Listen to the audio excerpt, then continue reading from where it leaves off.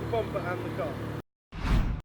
So I couldn't do wheelies in the DodgeCharger, but hell yeah, I can do them in the Oshkosh. Look at the concentration in my face. Brown trousers.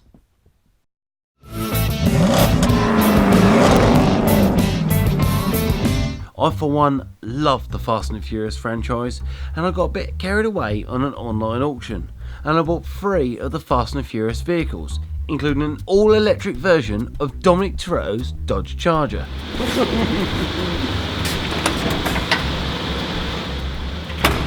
Look what I bought. Then I bought a really high-powered 2012 NASCAR for a great price from a guy who imported 10 of them. I had a crazy idea. The Charger needed proper power to be cool again after doing those cheesy wheelies at the arena show that it had been built for. Why not marry up the amazing DodgeCharger body with the chassis and the engine of the NASCAR? Make a real car. This would mean chopping the NASCAR in half, making it longer and making it fit the wheelbase of the DodgeCharger. So is Sam Hard a genius or a lunatic? A lunatic genius, I'd say. So with some help from friends, we're going to have to be dedicated and professional.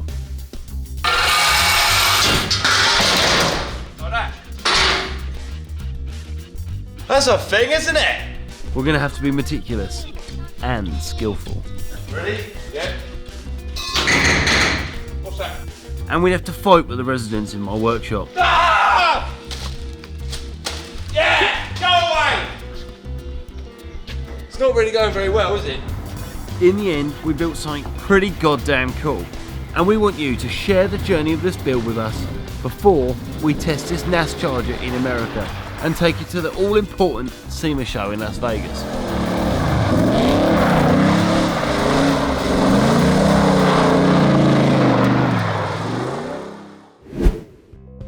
This episode is brought to you by the wonderful people at Arc Audio.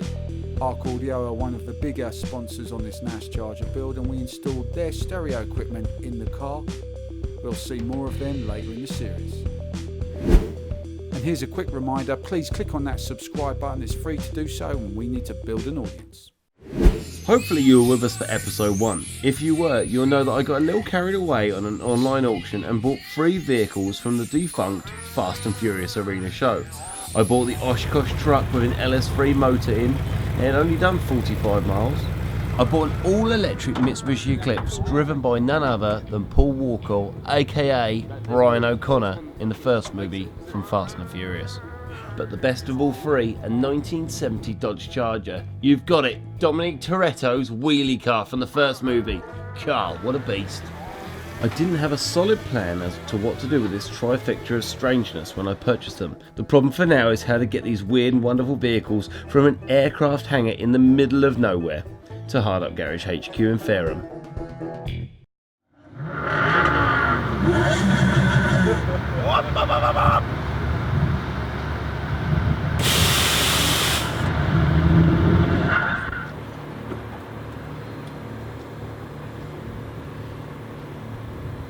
Over to me a little bit.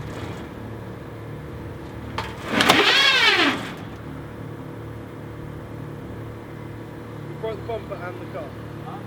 We'll be reversing back. Oh, he's broken. Yeah, you're alright.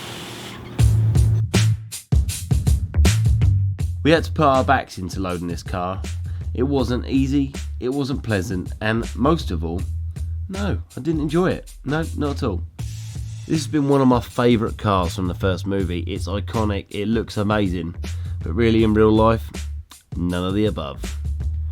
Right, I don't really know what I've bought, but I've bought something a little bit useless but kind of cool. Remember kids, if you want to make money in life, don't buy, stocks and shares. Don't even put your money into like marrying people. Just buy pieces of vehicle architecture that you can't use. Loading the DodgeCharger on the Oshkosh truck was a feat in its own. An absolute nightmare, should I say.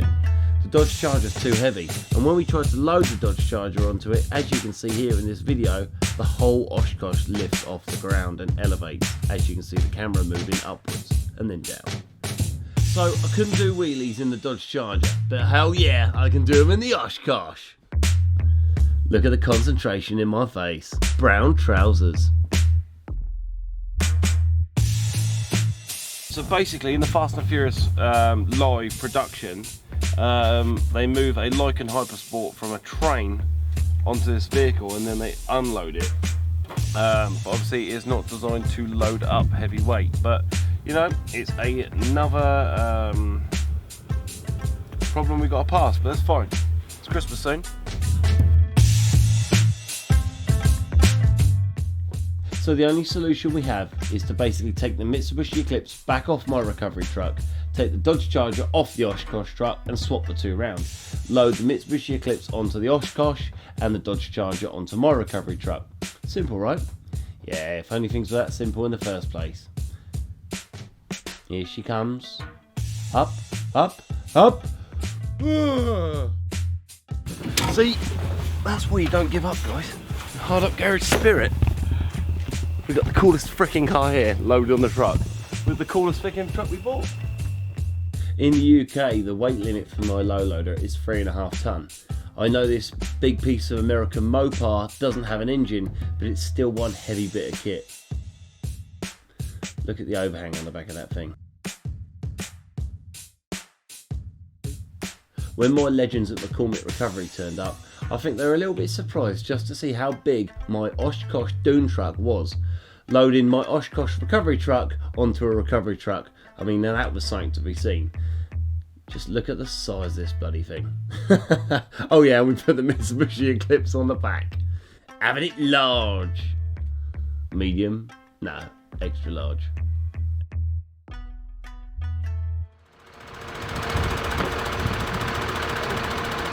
Let's have it. I felt a little apprehensive when McCormick's left the airbase. The load certainly wasn't lightweight and it had quite a tall profile on the road. It wasn't long before we passed Steve heading south in his truck towards HardUPGARAGE. This was the beginning of a long journey, both physically and metaphorically, and back then in February 2019 I didn't really have concrete plans for any of the vehicles that I won at the auction. Just as we set off, this absolute bloody lunatic overtakes us.